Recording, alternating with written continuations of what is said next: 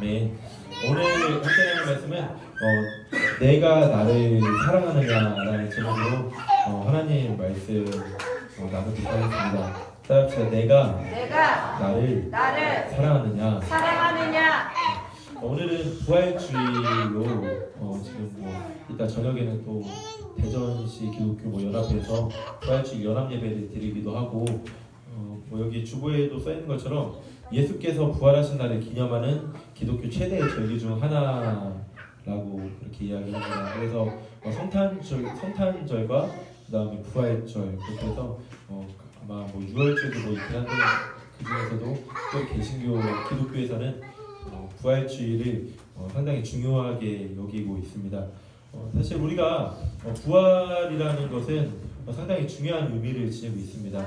그냥 맨날 교회에서 부활주의라고 달걀 나눠주고 그렇게 해서 그런 의미가 아니라 예수님께서 다시 살아나지 않으셨다면은 우리가 믿음을 가질 때 좀 불확실한 믿음을 가질 수밖에 없습니다.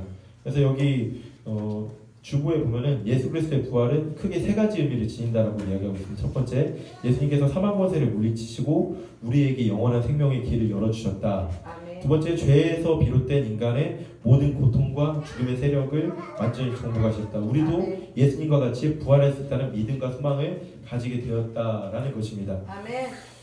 그래서 예수님께서 요한복음 11장 25, 26절에서 나는 부활이요 생명이니 나를 믿는 자는 죽어도 살겠고 부르 살아서 나를 믿는 자는 영원히 죽지 아니하리니 이것을 내가 믿느냐라고 나사로가 죽었을 때 그렇게 말씀을 하셨습니다.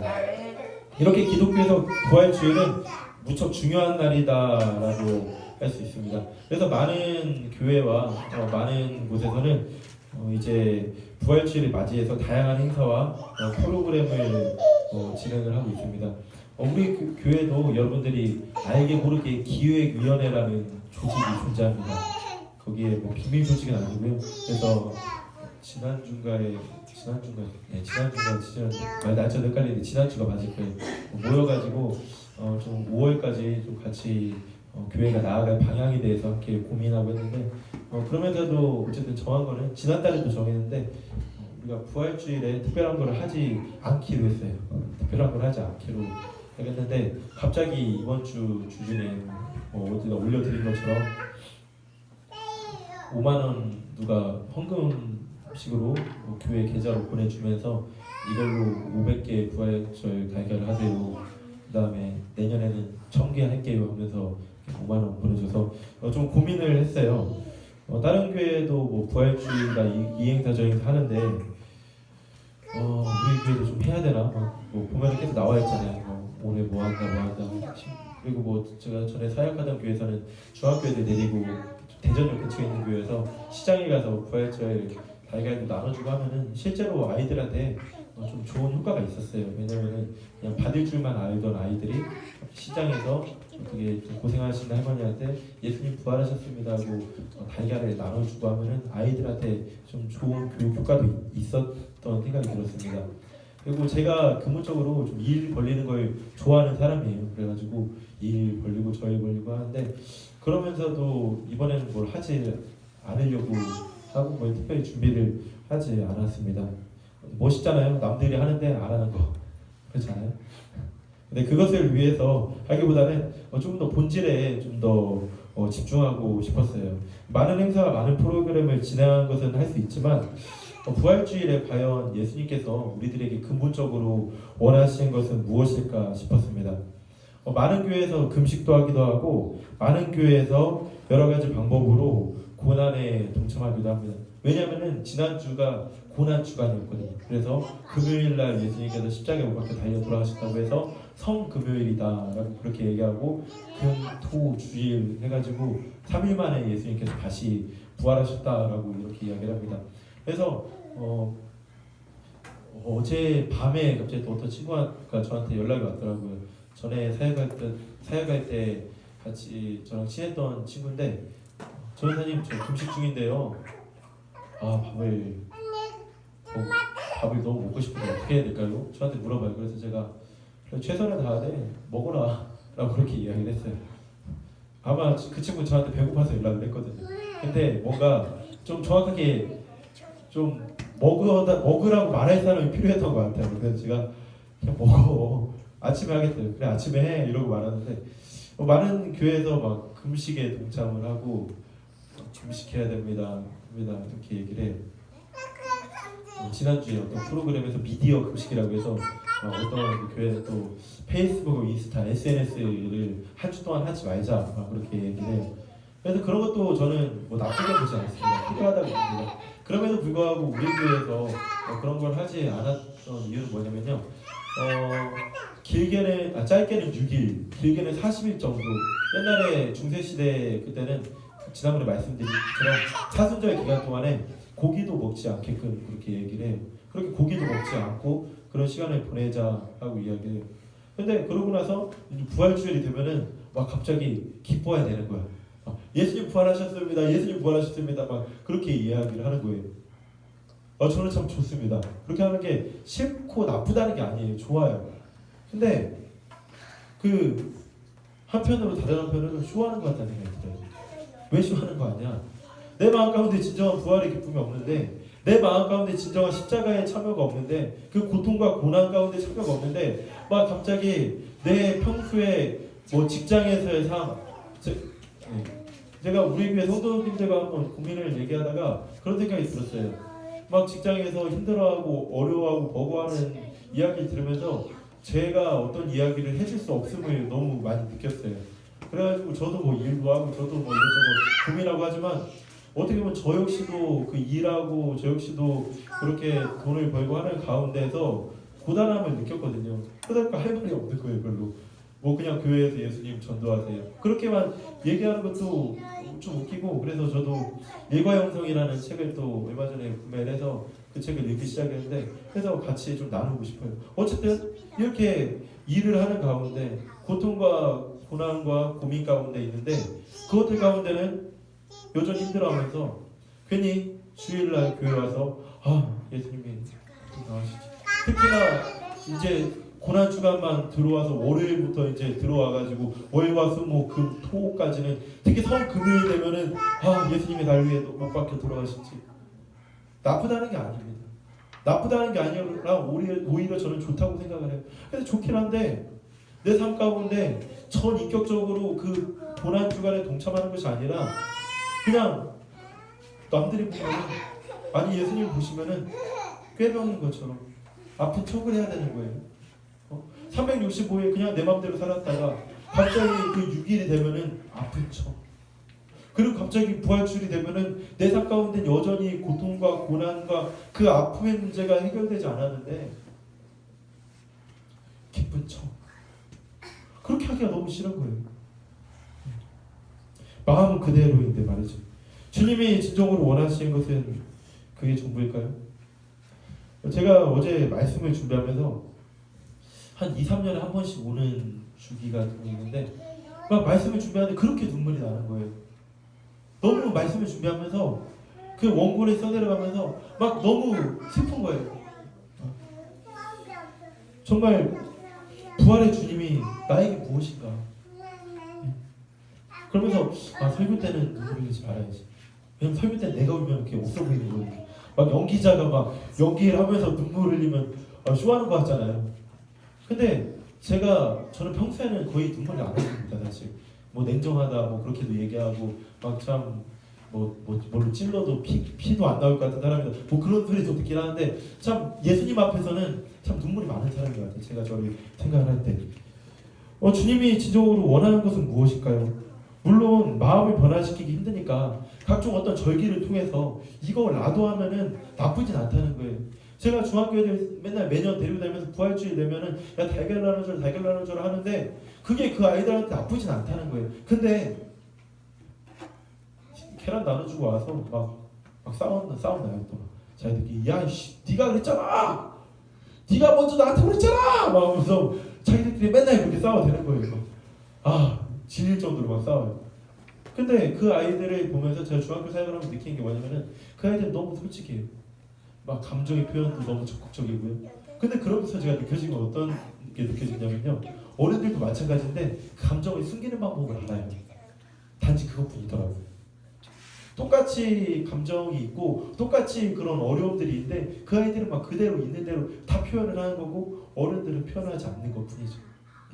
우리도 부활의 기쁨, 부활주의라고 해서 오래 막 예배 드리고 났는데 여전히 내가 집에 돌아왔을 때, 여전히 내가 혼자 있을 때, 여전히 내가 그냥 살아갈 때 내 삶은 여전히 변하지 않는 모습, 그게 부활의 기쁨에 참여하는 것일까요? 그것 또한 필요하지만 그것이 전부가 되어서는 안 된다는 것입니다. 제가 부활주일에 가장 많이 설교하는 본문은 요한복음 21장입니다. 이미 제가 여기서 한 1년 조금 넘게 사역을 했는데 벌써 몇 번 정도 설교를 들으신 분들도 계실 건데 설교를 못 들으신 분들도 계실 거예요. 예수님께서는 베드로에 대해서 예언하십니다. 다 울기 전에 네가 3번 나를 부인할 것이다 라고 말이죠. 그리고 실제로 예수님께서 십자가에 못 박혀 달려 돌아가시기 위해서 잡히셨을 때 다른 사람들이 베드로에게 이야기합니다. 야, 너 저기 잡혀가는 사람과 함께 있던 사람 아니냐? 라고 이렇게 얘기하는 거죠. 그럴 때 베드로는 아니라고 합니다. 그 전에 베드로는 예수님께서 예언하셨을 때 아닙니다. 저는 절대 그렇게 하지 않겠습니다. 무슨 제가 예수님을 배신합니까?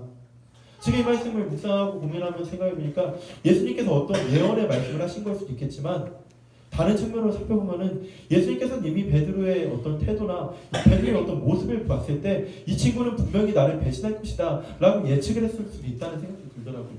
그래서 어쨌든 예수님은 베드로에 대해서 예측할 때 베드로는 아닙니다. 저는 그렇게 하지 않겠습니다 라고 그렇게 이야기를 했다는 거죠. 베드로가 누군가요? 예수님의 수제자라고 할 수 있습니다. 범수랑 지수가 지난번에 저한테 볼링을 배웠잖아요. 볼링을 알려줬는데 어디 가서 갑자기 범수랑 지수가 저를 모른다고 해요. 볼링 내가 알아서 잘 치는 거야. 그럼 제 입장에서 어떨까요? 이런 싸가지 없는 놈들이 많나 막 그럴 수가 있겠죠. 아니 내가 알려줬는데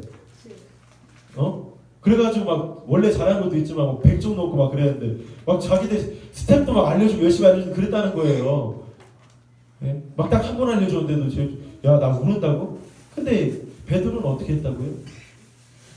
아니 3년을 그렇게 예수님 따라다니면서 배웠는데 3년 동안 막 예수님 너는 나를 따르라. 네가 지금까지는 물고기를 잡는 어부였지만 이제 내가 너를 사람 잡는 어부가 되게 할 것이다라고 이야기를 했는데 지금 베드로가 십자가에 못 박혀 달려 죽고 자기도 예수님 믿는다고 하면 어떻게 될 것 같냐면요 죽을 것 같은 거야.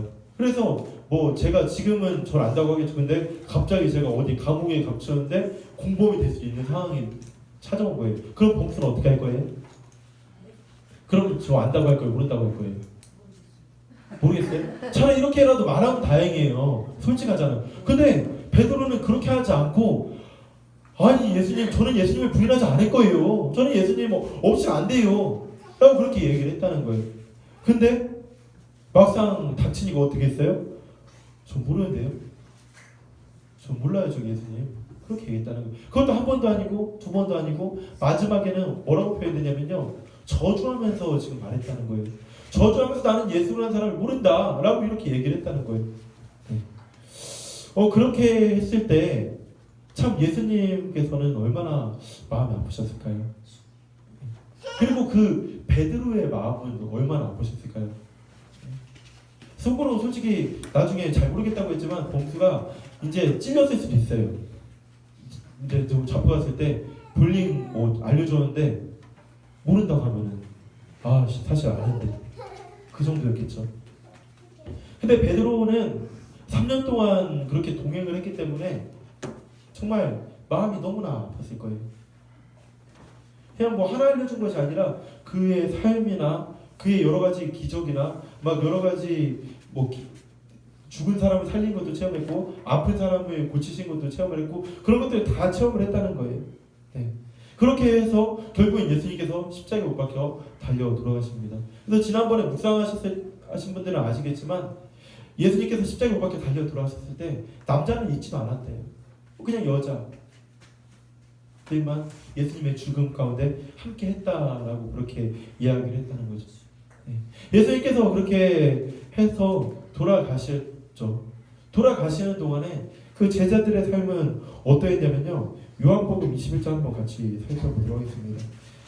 뭐 찾으실 분은 찾으시고 안 찾으실 분은 안 찾으셔도 되는데 요한복음 21장에 보면요 뭐라고 되냐면요 예수께서 21장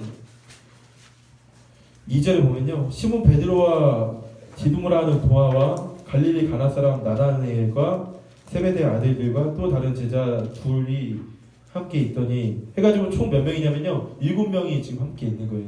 7명이 함께 있었는데 시몬 베드로가 어떻게 하는 거예요? 좀 전에 예수님을 배신한 그 베드로가 어떻게 하냐면요 따라합시다. 나는 물고기 잡으러 가노라 이렇게 얘기했다는 어떻게 했냐면요 이 감정을 좀 사실 우리가 때문에 이입해야 될 필요가 있어요. 그냥 성경 말씀을 글로만 읽는 것이 아니라 이 사람의 심정이 어땠을까, 이 사람의 마음이 어떠했을까를 읽는 것이 필요해요. 지난번에 제가 한번 설교 때 답장이 안 왔다라고 이렇게 얘기했는데 그분이 핸드폰 바꿔서 그랬다면 답장이 왔어요. 그래서 그 친구가 저에게 하는 얘기가 뭐냐면요, 저는 지금 박무세님과 대화하듯이 예수님과 대화하고 싶습니다 라고 그렇게 이야기를 해요. 왜냐하면 성경에 쓰여있는 것은 2000년 전에 예수님이잖아요 라고 그렇게 얘기를 해요. 근데 우리가 2000년 전에 예수님을 지금 현재 예수님으로 극복하기 위해서는 이 말씀을 우리가 읽을 때 어떻게 읽어야 되냐면요, 감정을 이입하고 상황을 알고서 이해를 할 필요가 있다는 거예요. 그럴 때 예수님이 더 잘 믿어진다는 거예요. 지금 상황이 어땠나요? 엄청나게 좌절과 낭만과 아픔 가운데 지금 힘들어하는 가운데 7 제자들은 얼마나 패배자였겠네요. 이 당시 이 사람들은 예수님을 다시 부활하신 것은 생각도 안 해요. 그럴 거라 생각도 안 하고 그냥 패배자인 거예요. 아픈 거에 힘든 거예요. 그래서 지금 베드로가 7명과 함께 어떻게 가요? 나는 물고기 잡으러 가노라 라고 그렇게 이야기를 한 거예요. 패배자된 심정으로 나는 그냥 물고기 잡으러 간다는 거예요. 이게 왜 패배자냐면요, 베드로가 원래는 물고기 잡는 어부였어요. 근데 예수님께서 베드로에게 사명을 주셨다고요. 어떤 사명? 내가 너를 이제는 사람 낳는 어부가 되게 하겠다 라는 사명을 주셨다는 거예요. 근데 다시 사명의 자리가 아니라 다시 그냥 내가 먹고 사는 것에만 치중한 자리로 돌아갔다는 거죠. 주님은 우리를 사명자로 불렀습니다. 그냥 내가 잘 먹고 잘 사는 걸로 부르지 않았다는 것입니다. 우리 인생의 목적이 돈이 될 수 있는 것이 아니라 우리 인생의 목적은 예수님께서 나에게 주신 사명입니다. 그 사명이 가장 큰 게 뭘까요? 하나님의 사랑으로 이웃을 사랑하라는 그 사명. 그것을 우리에게 주셨다는 것입니다. 그렇게 하기 위해서 나 혼자 안 되니까 내 자녀를 예수님의 사랑으로 키우고 내가 먼저 예수님의 제자가 되고 그리고 많은 제자들을 세우고 그게 우리의 사명이라는 것이 이따가 살펴보겠지만, 근데 베드로는 어떻게 했다고요? 그 사명을 잊어버린 채 그냥 다시 그냥 잘 먹고 잘 사는 길, 그냥 죽지 못해 사는 길, 이 당시 술 먹었다면 알코올 중독자였던 그런 삶으로 다시 돌아갈 수밖에 없었다는 거예요. 아무런 것도 하고 싶지 않은 그 삶으로 돌아갔다는 거죠. 네. 근데 물고기 잡을 때 한 마리도 잡지 못했습니다. 근데 예수님께서 부활하셔서 찾아오십니다. 3일 만에 부활하셔가지고 예수님이 찾아오십니다. 그래가지고 너 이쪽 가서 한번 그물을 던져봐라 라고 그렇게 말씀하셨어요. 던져봅니다. 물고기 잡습니다. 그때까지도 예수님인 줄 알지 못했던 것 같아요. 7절에 보면요 뭐라고 되냐면요, 예수께서 사랑하시는 그 제자가 베드로에게 이르시되 주님이시라 하니 시몬 베드로가 벗고 있다가 주님이시라 하는 말을 듣고 겉옷을 두른 후에 바다로 뛰어내리더라 라고 이렇게 얘기를 했다는 거예요. 그러니까 범수 앞에 제가 이제 감옥에 갔다가 갑자기 나타나가지고 야 내가 너 불리하려 했잖아 막 이런 식으로 얘기를 했다는 거죠. 그랬더니 갑자기 얘가 막 갑자기 뒤로 도망친 거예요. 아니 뭐야, 그런 마음이었겠죠. 근데 베드로는 훨씬 더 했다는 것입니다. 어떤 마음이었냐면요, 내가 사명을 잊어버리고 내가 예수님을 배신하고 내가 예수님을 부인하고 지금 다른 제자들과 함께 물고기 잡으러 왔는데, 아니 예수님이 정말로 부활하셔서 다시 나타나셨다고 너무 부끄럽고 창피했을 거예요. 그래서 겉옷을 두른 후에 바다로 뛰어내렸을 거예요. 근데 예수님께서 12절에 보면 뭐라고 하시냐면요, 중간에 뭐 물고기도 잡고 하다가 10절에 보면 먼저 지금 잡은 생선을 좀 가져와라. 그 다음에 11절에 보면요 와서 조반을 먹으라 이렇게 표현하셨다는 거죠. 제가 이거를 전에 어떻게 표현했었냐면요, 밥이나 먹자. 예수님께서 베드로에게 이야기하시는 거예요. 야, 됐어, 밥이나 먹자 라고 말씀하셨다는 거죠. 예수님은 그 행동에 대해서 문제를 삼지 않으시겠다고 베드로에게 이야기를 하는 것입니다. 왜냐면요, 예수님은 베드로를 사랑하셨거든요. 베드로가 아직 연약해서 분명히 배신할 것을 알고 계셨거든요. 사랑하는 여러분들, 넘어진다고 해서 주님이 여러분들을 버리지 않습니다. 예수님, 우리가 죄의식 가지고 살아가는 것을 바라는 것이 아니라 진짜 주님과 사랑하기를 바라십니다. 주님은 우리와 인격적인 관계를 맺기 원하십니다. 그러고 나서 지금 예수님이 우리에게 물어보시는 거예요. 베드로에게 먼저 물어보시는 거예요. 요한의 아들 시몬아, 네가 이 사람들보다 나를 더 사랑하느냐? 라고 물어보시는 거죠. 그리고 또 다시 물어보시는 거예요. 16절에서 또 두 번째 이르시되, 요한의 아들 시몬아, 네가 나를 사랑하느냐? 또 물어보시는 거예요. 17절에 요한의 아들 시몬아, 네가 나를 사랑하느냐? 라고 물어보시는 거예요. 예수님께서 우리에게 많은 것을 바란다고 생각하지 마시기 바랍니다. 예수님께서는요, 우리의 뭐 어떤 것을 바라시는 것이 아니라 우리 자신을 바라시는 것입니다. 근데 우리들은 자꾸 베드로 같은 때가 너무 많이 있어요. 내가 넘어졌네, 내가 아프네, 내가 정말로 쓰레기 같은 모습이네, 주님이 나를 사랑하지 않으실 거야, 주님이 나를 받아주지 않으실 거야 라고 생각할 때가 너무나 많이 있다는 것입니다. 근데 주님 우리에게 지금도 말씀하시는 거예요. 야, 너 나 사랑하냐? 야, 너 나 사랑하냐? 야, 너 나 사랑하냐? 뭐 3번 물어본 게 베드로가 3번 부인했기 때문에 3번 물어봤다라고들 많이 이야기를 했는데 3번째 저주했다라고 이야기하는데, 베드로 같은 경우는요, 3번째 물어봤을 때 뭐라고 하냐면요, 베드로가 근심하여 이르되 주님, 모든 것을 아시오매 내가 주님을 사랑하는 줄 주님께서 아시나이다 라고 그렇게 얘기를 했다는 것입니다. 이 말씀을 준비하면서 제가 왜 그렇게 슬퍼했냐면요, 옛날 생각이 나더라고요. 저도 결핍된 삶 속에서 수련회에 가서 고등학교 때 지은 죄 막 회개하고 돌아와서 또 다시 뭐 욕도 하고 또 다시 뭐 중독에 빠져가지고 변하지 않는 삶. 그러고 나서 또 수련회 때 또 가서 기도했지만 여전히 변하지 않는 삶. 또 수련회 때 기도했지만 여전히 변하지 않는 삶.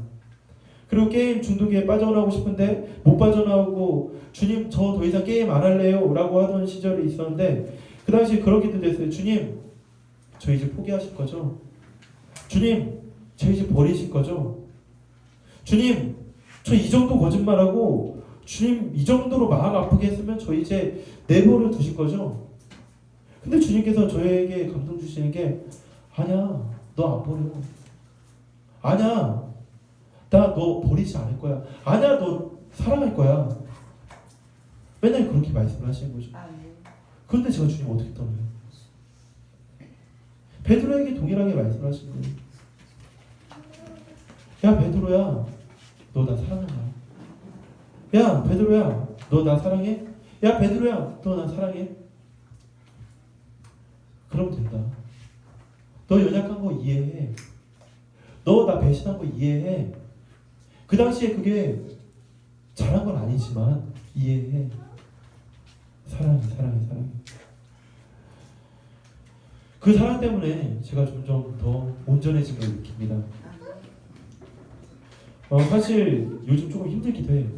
왜 힘드냐면요, 교회도 괜찮고 뭐 팀사역도 괜찮고 이렇게 하고 있는데, 제가 어떤 뭐 프로젝트 시작하고 그거 하다 보니까 조금 어렵기도 해요. 사실 지금 타이밍 정도면은 제가 편하게 교회 사역에 더 집중하고 뭐 돈 어느 정도 버는 거 집중하고 성교 사역에 집중하고 하면은 괜찮거든요. 뭐 먹고 사는 것도 괜찮고 뭐 다 괜찮거든요. 근데 제가 괜히 또 일을 벌려가지고 그거 해나가느라 좀 버거워요, 사실. 근데 그럼에도 포기하고 싶지 않아요. 왜? 내가 그거를 통해서 하나님께 더 쓰임받고 싶은 게 있거든요. 왜냐면은 예수님이 나를 살려주셨거든요. 그 사랑을 말미암아. 이 성경에 나오는 사랑이 지금도 실제하는 사랑입니다. 성경에 나오는 이 사랑이 지금도 존재하는 사랑입니다.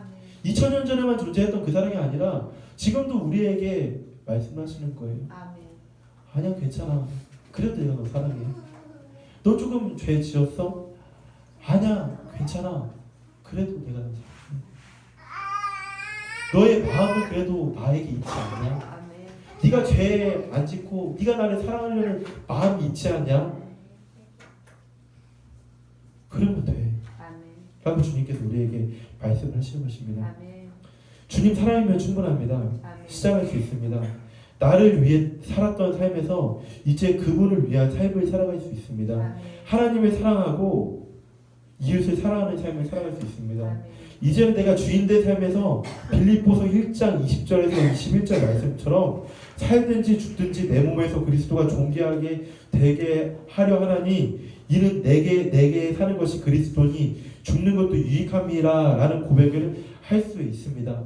이렇게 얘기하면 또 사람들이 오해해요. 착각이에요. 그래, 나는 이제 그냥 어떤 열심히 있는 성도가 되어서 그래, 내 생활, 내 그런 것들 다 포기하고 이제는 내가 원하는 대로 살아가는 것이 아니라 주님 뜻대로 살아가야 되니까 나는 뭐 가정도 필요 없고 나는 뭐 직장도 필요 없고 그것을 이야기하는 것이 아니라는 것입니다.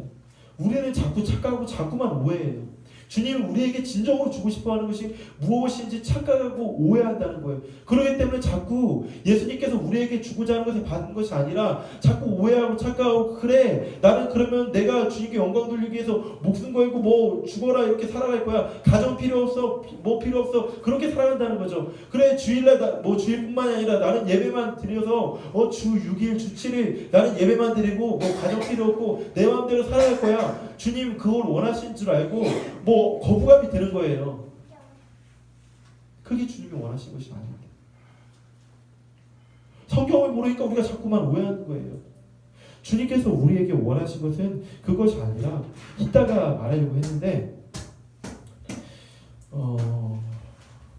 오늘 본문인데 모든 권세를 주셨으니 모든 민족을 제자로 삼아 세례를 베풀고 가르쳐 지키게 하라. 내가 함께 하겠다 라고 이렇게 얘기를 하는 것입니다. 나처럼 사랑하라 라는 것입니다. 이 이야기 좀 하지 말라고 했는데 또 합니다. 저는 사실 성도들이 교회에 오는 것이 좋고 감사합니다. 싫지 않습니다. 행복합니다. 많이 왔으면 좋겠습니다. 하지만 무조건 좋지만은 않습니다. 왜냐하면 성도들이 오는 것에만 도취되어 있기 싫기 때문입니다.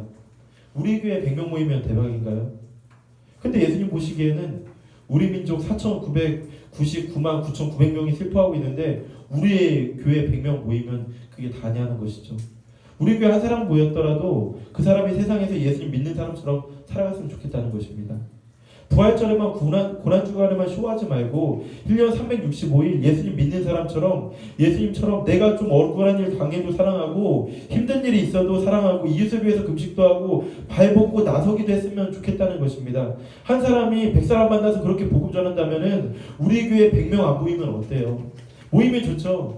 근데 100명 모이면 사람들 저한테 환호할 거예요. 어떻게 100명 모였냐고. 요즘 같은 시대에 노하우가 뭐냐고 강사로 불려다닐 거예요. 근데 그럼 뭐 하냐는 거예요. 이 시대가 아파하는 시대인데 그게 내가 원하는 것이 아닌데 저는 그게 싫다는 것입니다. 한 영혼 더 모아서 예수님의 사람 되는 것은 행복하고 좋은데 그것에 도취되어서 우리 교회끼리 막 행복하고 좋고 주님이 진정 기뻐하는 것을 잃어버리기 싫다는 거예요. 우리 안에만 둘러싸여가지고 막 우리 안에 100명 모였다 와 좋다 1000명 모였다 와 좋다 밖에는 아파하고 죽어가고 힘들어하는 투성인데 우리 늘 가운데 자아도취되어서 그런 게 저는 너무나 싫다는 거예요. 예수님이 원하는 것이 진정 원하는 것이 그게 아니라는 거죠. 부활주일을 맞이했습니다. 부활주일이 여러분들에게 어떤 의미입니까? 부활주일 그게 뭔데? 라고 생각하는 분들도 계실 거고 부활주일 뭐 그냥 절기 중에 한 번이지 내 삶 가운데 여전히 똑같은데 라고 생각하는 분들 계실 건데 주님은 우리에게 지금 말씀하시는 거라고요. 내가 너 사랑한다. 너 힘들었던 거, 너 고난주간 가운데 고통 그거 괜찮아. 내가 너 사랑해. 이 사랑을 우리가 알아야 된다고요. 이 사랑을 느끼면요, 뭐 제가 언제 또 변질돼서 넘어질 수 있겠죠. 언제 또 쓰러질 수 있겠죠. 하지만 그래도 내가 예수님 앞에 최선을 다해서 살고 싶어요. 빚진 자가 되겠습니다. 그 사랑을 알면요, 예수님 믿는 거 포기할 수가 없다니까요. 왜냐하면 절대적인 사랑을 저에게 주신 분은 예수님 그분이거든요. 그러다 보니까 그냥 이웃을 어떻게 사랑하면서 나아갈까, 하나님을 어떻게 사랑하면서 나아갈까, 그게 제 마음 가운데 있는 거예요. 제가 여러분들한테 솔직히 뭐 바라는 거 없어요. 하나도 없어요. 전혀 하나도 없어요. 진짜 없어요. 예수님 사랑하는 거, 그거 바랍니다. 왜? 제가 예수님 믿어서 행복해졌는데 그거 말고 여러분들이 무엇을 바라냐는 거예요. 사랑하는 여러분들, 주님께서 마태복음 28장 본문을 통해서 또 제자도 삼고 가르쳐 지키게 하라 라고 말씀을 하셨습니다. 가르쳐 지키게 할 게 무엇일까요? 제자를 삼는 게 무엇일까요? 왜 그렇게 해야 될까요? 왜? 내가 예수님 덕분에 행복해졌으니까. 예수님 사랑 때문에 행복해졌으니까 그 사랑을 전하라는 거예요. 교회에 데려오면 좋죠. 사랑을 전하는 통로가 될 수 있으니까. 근데 데려오지 못하더라도 각자의 삶 가운데 예수님의 사랑을 어떻게 하면 전할까, 내가 예수님을 또 어떻게 사랑할까, 그것을 가지고 나아가는 그런 시간이 되었으면 좋겠습니다. 오늘 부활주일이 그냥 밖에 나가서 계란 나눠주면서 예수님 사랑 그걸로 끝나는 그런 부활주일이 아니라, 이번 부활주일을 통해서 여러분들이 정말 누구보다 우리 교회가 부활주의를 통해서 터닝포인트가 되었으면 좋겠다는 거예요. 어떤 터닝포인트? 내가 예수님을 사랑하기로. 지금도 예수님은 나에게 사랑한다 사랑한다 사랑한다 말씀하고 계시는데 아니에요 아니에요 아니에요 라고 하고 계십니까? 저는 예수님의 사랑이 필요 없어요. 아니면 저는 안 되는 사람이에요. 아니면 저는 더러운 사람이에요. 이래도 주님 저 사랑할 거예요 라고 그렇게 생각하고 계시는 분 계십니까? 저는 예수님한테 마음이 향해있지 않은데요 라고 생각하는 분 계십니까? 주님이 우리에게 물어보십니다. 네가 나를 사랑하느냐? 그렇게 물어보십니다. 네가 나를 사랑하느냐? 네가 나를 사랑하느냐? 그것만 물어보십니다. 근데 우리는 여전히 주님을 사랑하지 않고 있을 때가 많이 있습니다. 창세기 12장 1절에 4절 보면은 아브라함에게 주님이 부탁하셨어요. 네가 본토 친척 아비집을 떠나 내가 내게 지시할 땅으로 가라 라고 말씀을 하셨는데, 그때 본토 친척 아비집을 떠난다는 것이 내가 의지하고 있는 것들, 내가 가지고 있는 것들을 떠나서 어색한 곳으로 간다는 거예요. 무엇을 쫓아서? 말씀을 쫓아서. 우리는 예수님께로 가지 못하고 있습니다. 왜 못 갈까요? 여전히 내가 익숙한 것, 여전히 내가 살았던 방식, 내가 여전히 믿고 있던 것, 그거 사실 믿어봐야 별것도 아닌 건데, 돈도 있다가 없어지는 건데, 그것을 의지해서 있기 때문에 주님은 우리에게 지금 말씀하신 거예요. 아브라함을 통해서 네 본토 친척 아비집을 떠나서 나를 의지해라, 말씀을 쫓아라 말씀하시는 거라고요. 우리에게도 주님께서 동일하게 말씀하신 것입니다. 말씀을 쫓아라, 사랑을 쫓아라. 너가 지금 의지하고 있는 것들, 붙들고 있던 것들, 그거 영원한 것이 없다. 나의 사랑, 부활하신 예수, 그것을 쫓을 때 우리가 영원한 행복을 누릴 수가 있다라고 주님 말씀하신 것입니다. 여전히 떠나지 못하고 계신 분 계십니까? 여전히 안주하고 계신 분 계십니까? 여전히 내 삶 가운데 잡고 있는 것들이 있으십니까? 예수님께서 우리에게 아브라함을 통해서 말씀하십니다. 내 본토 친척 아비집을 떠나 내가 내게 지시할 땅으로 가라. 그때 아브라함 말씀을 쫓아서 떠났습니다. 오늘 그렇게 기도했으면 좋겠어요. 아멘. 주님, 내가 주님 사랑합니다. 아멘. 주님, 내가 또 착각하고 살았습니다. 내가 주님이 나에게 엄청나게 많은 거 바라는 줄 착각하고 살았습니다. 내가 꼭 뭔가 성공해야 되는 줄 착각하고 살았습니다. 내가 뭔가 대단한 걸 해야 되는 줄 착각하고 살았습니다. 먼저 주님 사랑하겠습니다. 주님의 자녀가 되겠습니다. 주님이 나를 자녀로 삼아주셨는데 그 초대에 내가 이제는 응답하겠습니다. 내가 마음을 열고 예 주님, 저도 주님 사랑합니다 라고 그렇게